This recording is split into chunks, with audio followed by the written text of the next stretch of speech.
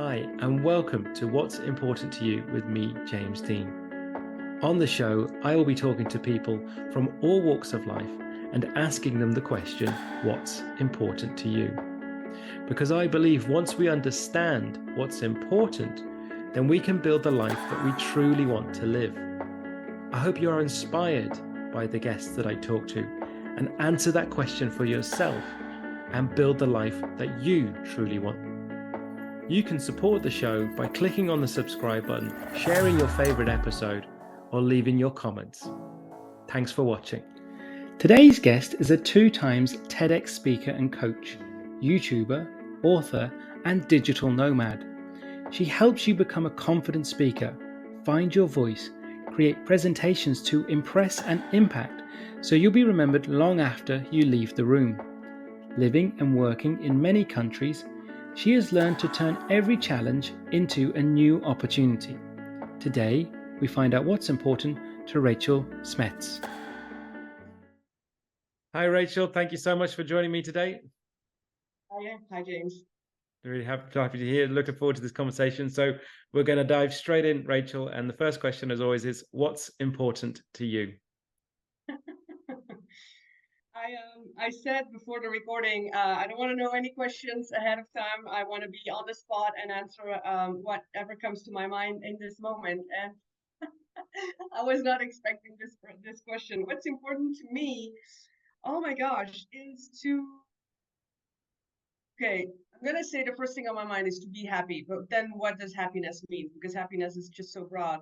But to feel, to feel fulfilled, to feel, for me, my biggest value is freedom. So to always have my freedom. And I'm going to tell you exactly why, especially in this moment where I'm standing now. I was just telling you how of a crazy week I have. And I'm always traveling the world. I'm a digital nomad. And recently I decided to stay in Portugal, where I'm standing right now, because I love it. I came so many times. The weather is great. I'm like, it's summer, all the time. It's deep in the south. So it's really great weather. And so I thought, I want to meet people. I want to do something. Why don't I'm not looking for a job. I have amazing clients. I'm doing everything I do online. But I thought, why don't I go to some coffee shops and just say, hey, if you need a hand, then I'm happy to help out so that I can meet people, be part of kind of a team. And I love doing that. I used to have my own, bar and stuff. So another story. But so I went to 2 coffee shops and both of them, 2 weeks later, 2 weeks, I didn't hear anything. I thought, staff enough, I'll just, whatever, I just let the universe decide. 2 weeks later, both of them contact me, giving me like, oh, can you help then and then and then? So basically, every single day, I'm working now in a coffee shop for an embarrassing low amount of money because it's Portugal, right? But I didn't do it for the money. I'm just doing it, for the people and getting to know my languages better and all of that. But after 1 week of working every day, I'm like, okay, this is too much. Like, I gotta say no. And it's hard because I said, hey, I'm flexible, no problems. I arrange my clients whenever I can come, morning, afternoon, never evenings. But anyway, and now I'm like, oh my gosh, I'm just literally last night I was in bed exhausted. I'm like, what am I doing?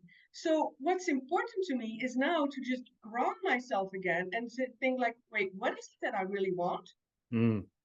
It's the balance of, hey, I love what I do. I'm good at what I'm doing as a coach. I'm doing my work for myself online, which is the freedom of doing what I want, where I want, when I want. And suddenly now I'm doing these hours for a boss again, which I escaped years ago because I didn't want to work for a boss. Where is this going? So last night before falling asleep, I thought, okay, I need to just, make sure so I messaged them both and say, look, all I wanted was a few hours, no more. So next week I'll do this, this, and this. And if they don't like it, and if I want to stop because there's no contract, there's no fixed dates. So I'm still feeling free of me deciding, hey, I can stop then. But anyway, that's a long story. Just to say, like, what's important is that balance, that freedom, and I want to keep that. And I felt like, oh my gosh, I lost it. And so, like, it's interesting. It's interesting because obviously reading a little about what you do and obviously a little bit about your story, which hopefully we'll go into a little bit more now. But it's interesting. You kind of think, oh no, this is what I want, and I'll go for it. but it's only even now, it's for people listening, it's like you can still make, it's still the trial and error. It's still the kind of thing, oh, right, it's gone further than I thought, but you still have that element of control as well. Totally. And that's a great point you're making, because that's exactly what I tell everyone. It's like, and I'm doing this all the time. I was actually writing a post about that. It's like, what are you doing to step out of your comfort zone all the time? This for Mm, me was again something out of my comfort zone. I'm trying it, and then I'm like, well, okay, it's okay. It's still okay, but only for a very short amount of hours.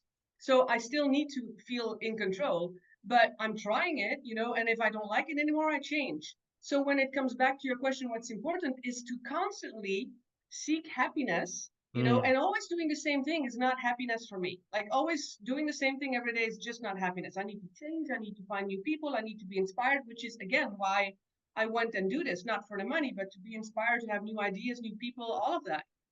But there's a limit. Yeah. So yeah, and it's always testing and trying, always. Yeah. Yeah, because it's interesting as well. Because one of the points that I picked up on, and I'll probably explain a bit more of what you do now, is the fact that you said, "But I had that life. I had working for a boss. That's what I wanted to get away from." So, Yeah. so the fact that you kind of even just on a little bit went back into it, did going, because I'd love to know more in a sense of like, for so many people I've spoken to have had that, maybe that experience, or and decided, that's not for me. What was the thing that you kind of like, well, you know what, I'm done in that sort of space. I'm done with having that sort of traditional job, quote unquote. Um, Yeah, well, in one word, burnout. I Mm, just burned out. But it's really for me again it comes back to freedom. I really discovered that freedom is the most important for me, but I didn't know it when I was working a job, because all I was focused on is wow, amazing salary, high, manager's title, working in corporate. I had a car, I had all the benefits, everything you can think about. So the status, I mm, focused on that, but slowly I was burning out. And so afterwards, I started, really digging deep into what is it that Rachel wants, and that is freedom, right? But I wasn't so aware of that. Now mm, I'm much more aware. So yeah, the burnout. But what what really bothered me in a job for me is working for a boss and working for someone else and not having that control. Like the biggest thing, asking for permission for everything, asking for mm. permission to buy a pen, asking for permission for one day off, asking for permission to be sick, like asking for permission to not having that freedom of, wait, I don't want to go to work today, I don't want to, I don't want to do this today, or I don't want to, or hey, I'm not feeling well, not the whole world needs to know I'm not feeling well, like, Yeah. that. Yeah, 100%. I can totally relate with that because having not having that autonomy in your own life is very can be very strange. So what when you decided then, or think, oh, I'm going to go do work for myself, did you have an idea of what you wanted to do, or you were kind of No. like, right, okay, love it. So And what was that yeah, process? Because I think that's really an interesting thing yeah. that people will pick up on. Yeah, and I made several videos about that on my YouTube channel as well, because that's a question I get a lot, and Yeah, it comes down to trial and error. It comes down to I always say, don't take the leap of faith. Don't, like so many people, Rachel, follow your heart, take the leap of yeah, faith. Well, one, I didn't know what my heart wanted, yeah, because I was so focused on the job, and two, take the leap of faith. Wait, I'm on my own. I need to support myself. We need money. Like, yeah, no, there's no way. Like, don't do it. Plan. So I knew, and it's called quiet quitting. I knew I was going to quit, right? I just didn't know when. But while I was doing my job, doing the bare minimum just to get my salary, I knew, I mean, come on, if you're doing a job for a few years, you know what to do. Like yeah, it's routine. So you just do that. But then on the side, I was constantly trying and testing things out, because I thought, I want to make money online. I want to be able to travel. I want to be location independent. That's all I wanted. So it came down to trial and testing. So I started looking online. I started researching. I started writing books. I published books. I started creating courses, rubbish, but still, I tried everything. yeah, I started teaching languages online. I no longer do that, but I love languages, passionate about it. So I started doing that, and it earned like, I think it was like $11 an hour or something. But I didn't care, because it was like my first $11 was like, oh my gosh, making money online. It was amazing. I was so proud of myself. And I thought, if I can do that, I can do much more. So I continued doing that. And because it was on the side, I still had my salary coming in. yeah, And so at the end of the month, it did add up. So I was trying and testing all these things out. Then I started, well, because I've been moving abroad so many times, I wrote a book about that. I wrote a book about confidence because I love psychology, and I used to have zero confidence, and it all changed. I'm still an introvert, but and so then I did my TEDx talks, and all of that within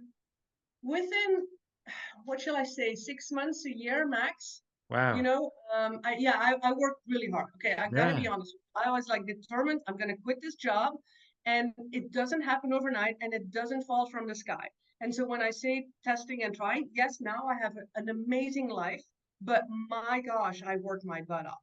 Yes. Every night, every weekend, I didn't go out. I like friends, no, I completely changed my circle of friends. I didn't need those in my future. I wanted to be location independent. So I needed to figure out how to create a website, how to do this online, how to, become more, credible online, all of that. So yeah, and then I started coaching, and I went slowly into, coaching with all the experience that I had, and with moving abroad, and with, and, just, yeah. And then, oh, and I started my YouTube channel. Like, yeah, I did a whole bunch of things, which, a Yeah. whole bunch of income streams, I would say, Yes. which I'm not all do anymore. And I started traveling more and more, Yeah. longer terms. And yeah. Well, what I think is really important for people to really listen to it, bit the story you shared, and I'm sure I'm thank you for you, because I know there's so much in that, but you kind of put it in, was the fact that, like, there's this, and you can see it out there in a sense of, oh, you say yourself, I'll just leap of faith, follow your dream, just go with this. And this sort of, it sounds very sort of romantic and sounds very sort of Hollywood in some ways, but there's, and it's not to say you shouldn't, but to follow something that you're really interested in and whatever. But as you say, though, there is an inevitability of, well, if you want to live a certain way, you have to earn a certain amount of income. And then so that there's no problem having whatever vision, passion, whatever word you want to use, but there's a practicality that comes with that as well.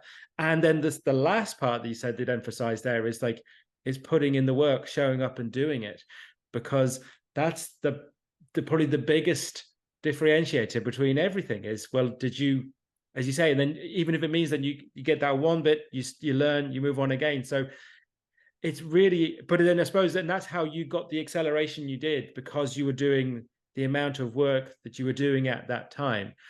You mentioned about the TED talk, the TEDx talk. Like, tell me about that, because that's something that obviously it's, a lot of people aspire to. Was that something you were looking to do, or did it kind of come about?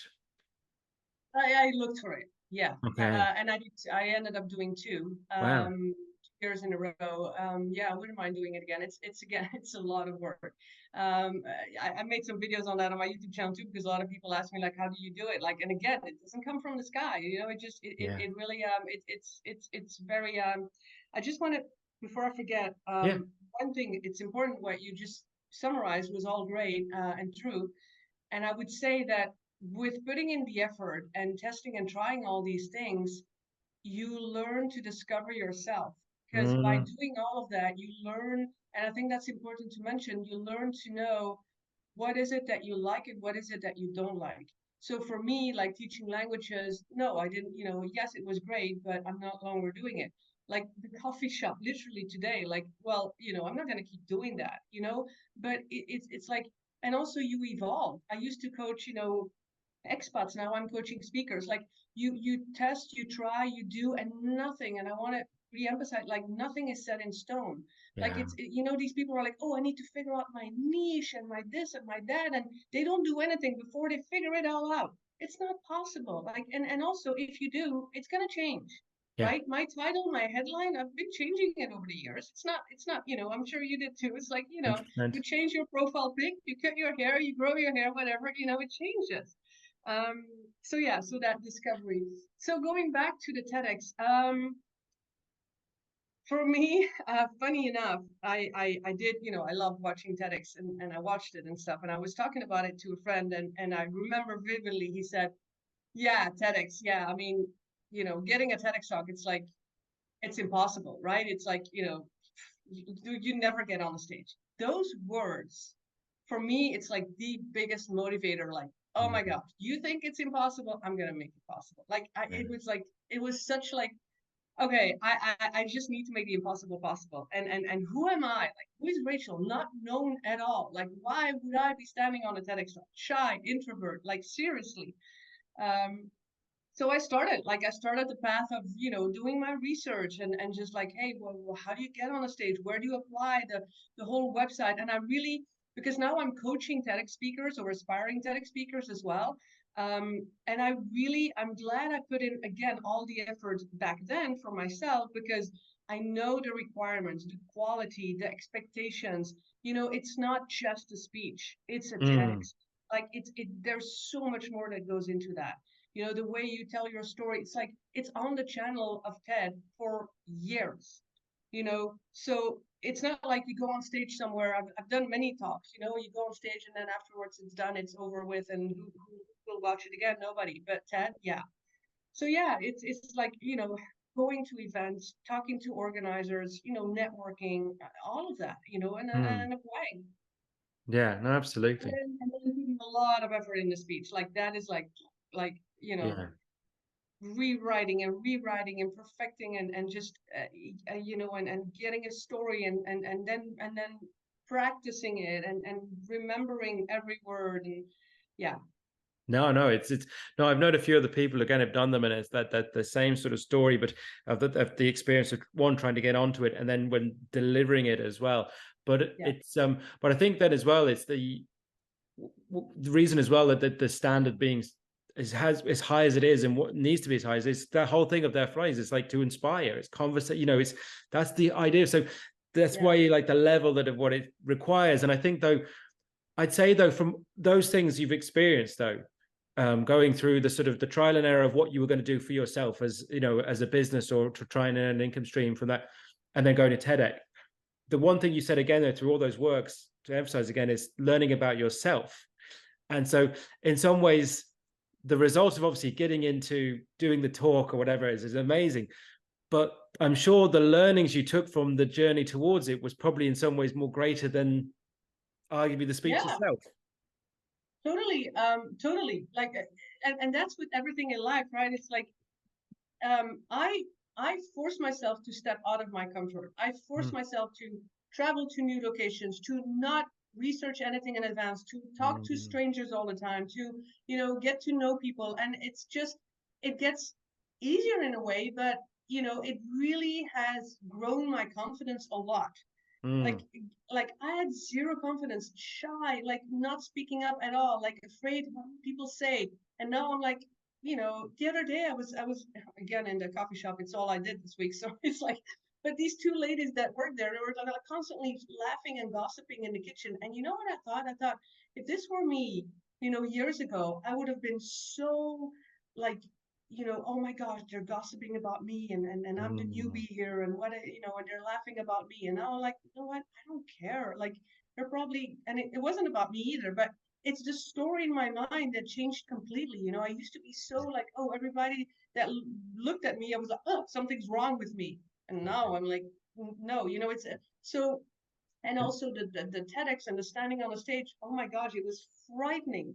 But Yeah. every time you step out of your comfort, small or big, right? Just talking to a stranger or calling somebody up or just smiling in the street to somebody, like, the smallest things, you do it, and then it's like, huh, the world didn't end. I'm still Yeah. here, everything's fine. And you just grow so much in confidence. Yeah. Yeah. 100%. And it's I'd say then because you mentioned it a few times, the add-on to that in the sense of that being able to grow in confidence or develop is the travel you mentioned a couple of times, and because of going to those, because they say that talk about the physical comfort zone, because we can talk about comfort zone in a sense of like making us feel slightly different because we're doing something. It could be like, say, talking in public, but that could just be still surrounded by people.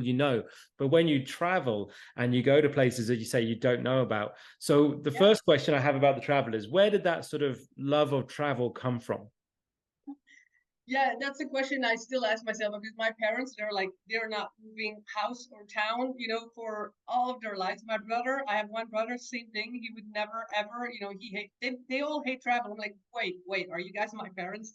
Um, so yeah, it's a really good question. I don't know where it comes from, but I started slowly um traveling. I started. I don't know. I think years and years ago, I was more in contact with expats, and I got inspired by, oh wait, they're actually here in my country, coming from abroad, and how would that be? And I don't know. I think I got inspired by that, and then Mm. yeah, when I was 24, that was the first time I moved abroad, and I never actually went back to my home country. So I mean, unless to visit my parents, but Yeah. yeah, I think and by doing it again, self-discovery, by doing it, it's like, I kind of like it. It's scary, it's frightening, Mm. um, but I kind of like it, and then so just to make it clear, I moved abroad when I was 24. I moved and actually lived in different countries for many, many Yes. years. And then about, I don't know how many years ago, I actually started traveling more. So traveling Yes. means for me 2, 3 months in one place and then go again, right? So Right. moving is literally registering in the country, Yeah. the whole paperwork, the whole tax. And I got so fed up with that, the Yes. taxes, the file, the whole, so, and then moving everything. And then so traveling is just, pack up your Yeah. suitcase and go. But I would always travel, like I would definitely always stay 2, 3 months, especially if I'm like flying to Australia, New Zealand. Like you don't want to go for just 2 weeks. Yeah. So I stay for 2, 3 months, and then go to another place. So yeah. I love it. No, I'm very much in the same way, in a sense. I've traveled. I always travel when where I grew up. I grew up in Germany, so we were kind of gateway to Europe. So my father would drive us all over Europe, and when we were very small. So I've always had that sort of concept of travel and just to see different things. But because to me, it's probably in my personal experience, it's probably the bigger thing that's opened my mind to Yeah. see things differently. Because Yes. to then also, it's also that thing, you to see things differently, but also to see how very similar everyone is as well. It's that sort of contradiction that you're seeing. You go, oh, and of course they're going to be similar because they're people, but you still see the differences, and that's, I think, is a really interesting thing I find from traveling. It's interesting you say that because I did study cultural differences, and I even started teaching it at university at one point. Um, yeah, I mean, I'm passionate about the cultural differences because if you within Europe, even within Europe, I mean, I'm native Belgian, so it's close to you, so I know exactly what you're talking about. Yeah, I'm very inspired by those cultural differences. The Yeah. way you know, English are super polite, Germans are loud, known for beer drinking and stuff, and then Belgians are more quiet. But then the Netherlands is like super open and no taboos and just sex Yeah. and rock and roll and gays Yes. parades everywhere, and then Belgium would be so conservative, like, "Ooh, I don't want to say in public that I'm gay or something. I mean, it's just Yes. crazy. The French, it's really hard. I live there. And I speak all these languages, so it's not the Yeah. language issue, but the language is definitely also another thing. Um, then they're more. It takes a long time before you get really into friendship with the French. Yeah. But then again, you go to Spain and Portugal, and it's like people are outside and talking, and it's like it's easier and it's more social. It's like yeah, it's like. But then you go to Canada or Australia, and I find there, it's safe. It's people are friendly, like super Yeah. safe, super friendly. Like again, difference. Like yeah, Yeah. It's a Japan, China are oh, you know closed love it. up. They're always fine. Like I work a lot with people in India. I've been there too. It's like they're always there to help you out. They're very humble. Like I love that culture of being there for someone else. They really like Mm. they would do anything to help you. They really yeah. It's Yeah. fascinating. Yeah, no, absolutely. No, I can see it coming through you. So how that, and now there's obviously the fact that you're still living it. It's still part of such a huge part of what you do. So bring me now to what is it that, you've gone through all these different sort of iterations of what you do as when you moved into sort of your own person as a business or earning. What is it the focus on at the moment? What's really important to you now as from a business or when you're working with people? So what I do now and what I love doing most is coaching speakers. Mm. So funny enough, most of the speakers I coach are in the US, but not native US. Right. Yeah, you know what? I was thinking about that this week. I was like looking at, talking to someone. It's like, oh, what? She's from Iran and she's from Ukraine and and they're all living in the US and really for a long time and perfectly, I'm like, that's, it's funny how you attract maybe, I don't know. Yes. Um, so yeah, so most of my clients are US, Canada, but anyway, anywhere in the world, Dubai as well. And yeah, now that I think of it, both of them in Dubai are also not, not native there. But anyway, I think, James, I wanna, I really wanna create an impact in the world. Like I wanna Mm, support and help people. And I feel like now I'm in a stage of my life that through coaching speakers who also want to make an impact, yeah. right? And share a message. I'm like, it's like what there's two main things I'm doing. It's one is weekly YouTube videos to talk about my transition of my career, making money online, but now more focused on speaking and helping speakers. And on the other hand, it's the coaching of the speakers, and all of that is Mm, really to share a message, to inspire, to say, look, if I can do it, like if I've done all of the things that I've done, yeah, figured it out, and so can you. And if we all have a message within ourselves, and that you can show by speaking, but there's so many.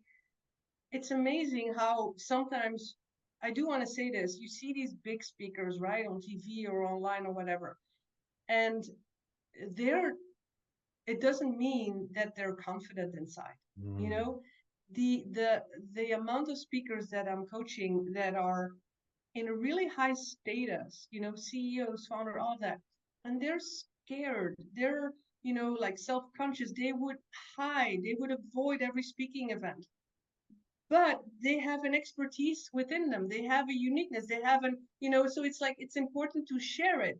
yes. So I love working with that, on one hand, to share it, to craft the speech in a nice Yes. flowing way to attract, but at the same time, it's always about, wait, you need to feel it. You need to feel confident. You need to, believe in yourself.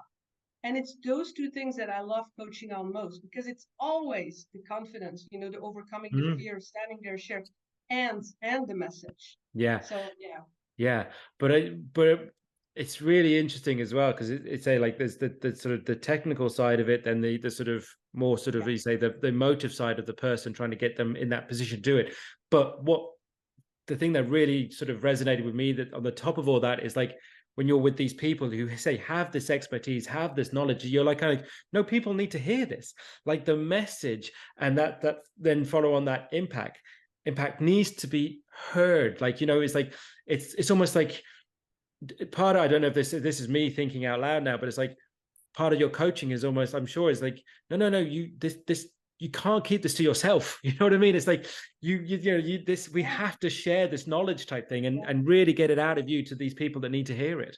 Yeah, yeah, totally. And I'm thinking now clearly about a doctor actually that I'm helping, and very, expert in what she does. And yeah, and so terrified. And it's like, well, but wait a minute, it's so important to share this. Like you're healing people, you're helping people, like, doesn't matter what your profession is, but yeah, it is about the message. And I think the biggest tip that I always give to every speaker is really this. It's like, people are afraid, like, oh my gosh, what are they going to say about me, and everybody's watching me and all these eyes are on me. And I mean, yes, in a way it is, but people don't come for you. People don't care Yeah. about you. People care about the message you're sharing.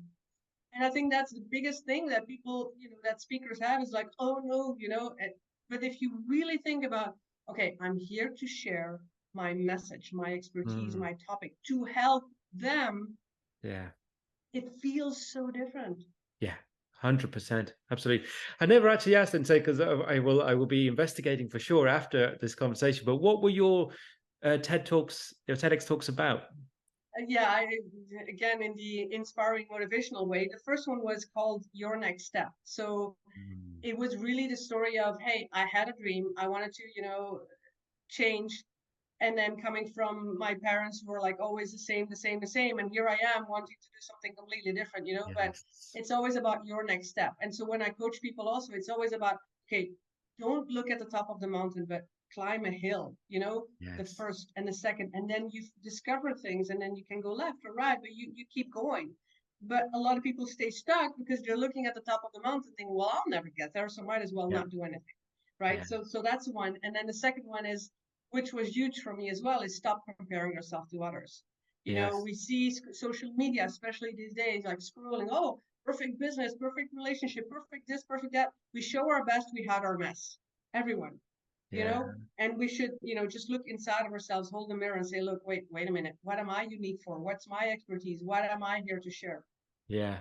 Yeah, fabulous. Well, I'm going to make sure I share those two links to your two TEDx to TEDx talks to this show links as well, because I think they're two amazing topics, and I think because it's also interesting you share them as well, and those are the subjects, because the amount of conversations I've had with people that those two things, are the sort of the things that are people like of stopping them doing something, that whether it be procrastination or whatever those, but two of the biggest things is people not knowing, as you say, what to do next because they're focusing too far ahead or Yeah. worrying about what they just come, or that absolute fear or worry of what will other people say, what will other people think. Now, because your coaching is sort of helping you to talk about that. So I'm assuming that you had that, because you said it yourself with the two ladies in the coffee shop, you had that, you kind of thought that, you think, well, I don't think that anymore. What was the sort of, you say for yourself, how did you shift, or Yeah. what was the shift for Yeah. yourself to kind of think, I don't This is need to worry about important. other people? Yeah. Yeah. This is a great question because it's really important. And I have to say, I really transformed by, um, the mindset. Like I really study and like literally every day I study the mindset. I study like personal development, right? So I really started by like years ago, started reading books and like starting to realize being more aware, more mindful. I think mindfulness Mm. was one of the biggest first things that I really started learning, and it's something you can't just learn in a month. You have to keep practicing, and over the years you'll notice like, oh, yeah, I'm more aware of what I think all the time, aware, going into myself and being much more aware. So mindfulness is huge. Um, and being in the present moment, like what does it matter if I think about yesterday or tomorrow? We're here right now. So, mindfulness, being in the present, but really learning to study myself, to take care of myself, and studying the mind. So what I mean by that is that I'm literally still in book studies like every day. Like today we have an appointment tonight, and we read, we study books. And it's always about the science of the mind, because the mind dictates how we feel, how we attract, how we everything. And so what we think, we become. I think that's in one nutshell. What I think, I become. So I think there's a burglar in the house, I'll start sweating, I'll start panicking, and my heart is going to start. Why? Because you think. If I tell you now, James, and everybody's listening or watching, imagine in your hand, just imagine you have a lemon in your hand, half a lemon. Do you feel that juicy already coming into your mouth? Mm. There's no lemon here at all, right? You think it. You think, you become, right? And so when I really started, like it took a long time before I really started getting this. But then I'm like, okay, I can think, and that was me. Like I was 20 years old, walking in the street, somebody would look up to me, starting laughing. I would literally like, I think, oh my gosh, it's about me. They're laughing and joking about me. And my whole day was ruined. You know, somebody made a remark, or I don't know, I ate a box of ice cream. I felt guilty for a week. Like, it's always like here, the guilt, the blame, the worry, the doubt, it's always here, but you're in control. And I really learned to like, okay, I feel bad. Okay, rethink. And I do this every day, James, and it Yes. takes effort. It comes back to effort. Nothing like people are like, but Rachel, I'm depressed. I don't know. Like, okay, I've been there. Like I've been in all of those situations, horrible divorces. But I can stay in that thought of I'm miserable, I'm a victim, my life sucks. Blah, blah, blah. Man, how many times do I come into countries and it's like, it sucks, or something doesn't go right, or I don't know where to go, or like, so if I keep thinking that, nothing is going to work out. So every time I feel bad, I'm like, wait, what am I thinking? Everything's going to be fine. Everything's going to work out. I will find a way. I will make it happen. Even though I still feel bad, I'm going to constantly repeat that to myself.